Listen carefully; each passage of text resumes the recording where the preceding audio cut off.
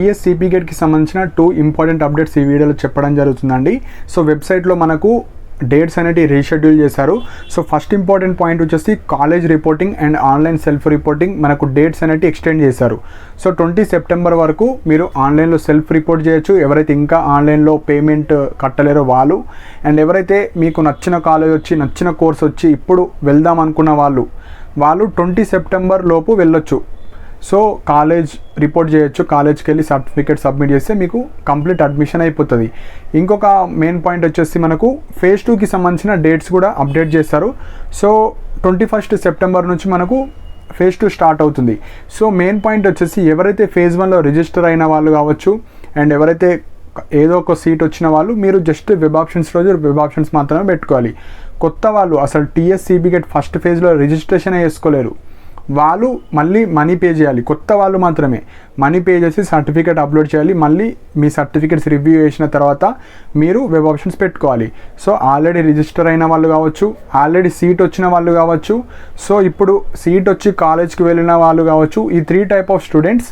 And ఎవరైతే phase 1లో register అయ్యి seat రాని వాళ్ళు ఆన్లైన్లో సెల్ఫ్ రిపోర్ట్ చేసిన వాళ్ళు, ఆన్లైన్లో సెల్ఫ్ రిపోర్ట్ చేసి కాలేజ్కి రిపోర్ట్ చేసిన వాళ్ళు, వీళ్ళందరూ జస్ట్ వెబ్ ఆప్షన్స్ రోజు వెబ్ ఆప్షన్స్ మాత్రమే పెట్టుకోవాలి.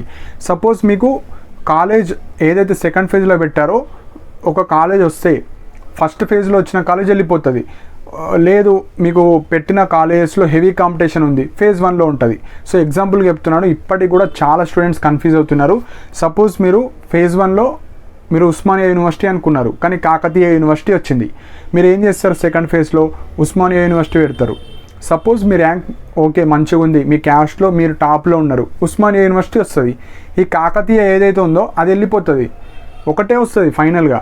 సో అలా మీరు మంచి వెబ్ ఆప్షన్స్ మాత్రమే పెట్టాలి. ఇప్పుడు కొందరు ఉంటారు ఉస్మానియా యూనివర్సిటీలోనే మీకు సపోజ్ ఒక కోర్స్ వచ్చింది ఎంఎస్సి బాట్నీ, కానీ సెల్ఫ్ ఫైనాన్స్లో వచ్చింది. మీరు ఏం చేయాలి? రెగ్యులర్లో పెట్టాలి నెక్స్ట్ ఫేజ్లో. సో ఫేజ్ 1లో సెల్ఫ్ ఫైనాన్స్ వచ్చింది, ఫేజ్ 2లో సపోజ్ రెగ్యులర్ వస్తే మీకు సెల్ఫ్ ఫైనాన్స్ సీట్ వేరే వాళ్ళకి ఇస్తారు, మీకు ఇవ్వరిగా.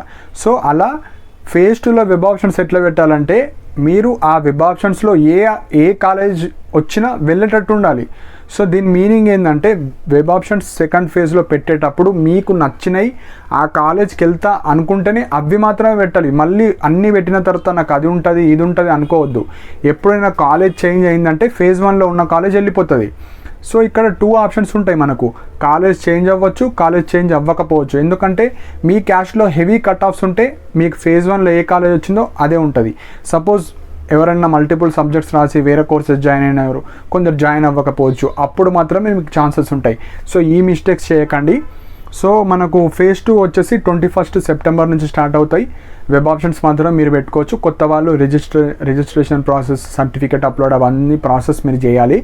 సో కాలేజ్ రిపోర్ట్ వచ్చేసి 20 సెప్టెంబర్ ఆర్ బిఫోర్ ఎప్పుడన్నా వెళ్ళిపోవచ్చు, ఆన్ ఆర్ బిఫోర్ 20 సెప్టెంబర్.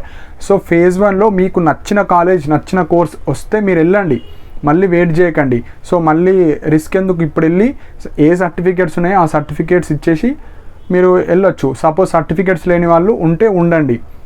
ఇప్పుడు ఎగ్జాంపుల్ ఒక క్యాండిడేట్ ఉన్నాడు, ఉస్మానియా యూనివర్సిటీ అనుకున్నాడు, ఉస్మానియా యూనివర్సిటీ వచ్చింది, ఎంఎస్సి బాట్నీ అనుకుంటే ఎంఎస్సి బాట్నీ, ఎంఏ ఇంగ్లీష్ అనుకుంటే ఎంఏ ఇంగ్లీష్. డేట్స్ ఎక్స్టెండ్ చేస్తారు కాబట్టి మీకు సర్టిఫికేట్స్ ఉన్నాయి అనుకోండి, వెళ్ళండి. సపోజ్ నా దగ్గర సర్టిఫికేట్స్ లేవు, ఇప్పుడు వెళ్ళి మళ్ళీ రిస్క్ ఎందుకులే అనుకుంటే ఫేజ్ 2 ఫిజికల్ రిపోర్టింగ్ ఉంటుంది కదా, అంటే ఫేజ్ 2 మనకి ఏదైతే రిజిస్ట్రేషన్ అయిన తర్వాత మళ్ళీ ఇలా కాలేజ్ రిపోర్ట్ ఉంటుంది, అప్పుడు వెళ్ళాలి.